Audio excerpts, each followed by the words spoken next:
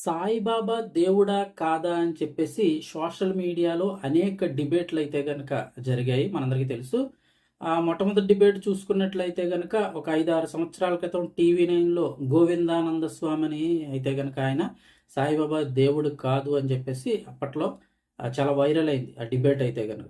ఆ తర్వాత కొంతమంది అయితే గనక సాయిబాబా దేవుడు కాదు ముస్లిం వ్యక్తిని కొంతమంది, లేదు ఖచ్చితంగా సాయిబాబా భగవంతుడే అని ఈ సాయి భక్తులు, అలా కాదు సాయిబాబా ఒక యోగి మాత్రమే అని మరొక వాదన అయితే ఉంది.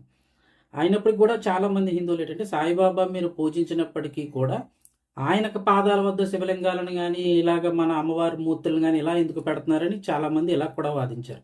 సో ఓవరాల్గా చాలా డిబేట్లు అయితే నడిచాయి. అయితే ఇప్పుడు ఈ టాపిక్ ఎందుకు వచ్చింది సాయిబాబా టాపిక్ అని చెప్తే కనుక, ప్రస్తుతం సోషల్ మీడియాలో అయితే కనుక సాయిబాబా మీద అనుచిత వ్యాఖ్యలు చేసినందుకు ఒక నటిపై అయితే సరూర్ నగర్ పోలీసులు కేసు నమోదు చేశారు. ఎవరు అంటే మాధవీలత, నటి మాధవీలత అయితే కనుక మాధవీలతపై సరూర్ నగర్ పోలీసులు కేసు నమోదు చేశారు. ఆవిడతో పాటుగా పలువురు యూట్యూబర్లపై కూడా, చాలామంది యూట్యూబర్లపై కూడా కేసు నమోదు చేసినట్లు తెలుస్తోంది.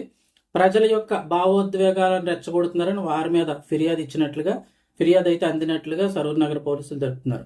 వీరందరూ కూడా రేపు ఉదయం 10 గంటలకు పోలీస్ స్టేషన్కి హాజరవ్వాలని అయితే పోలీసులు చెప్తున్నారు.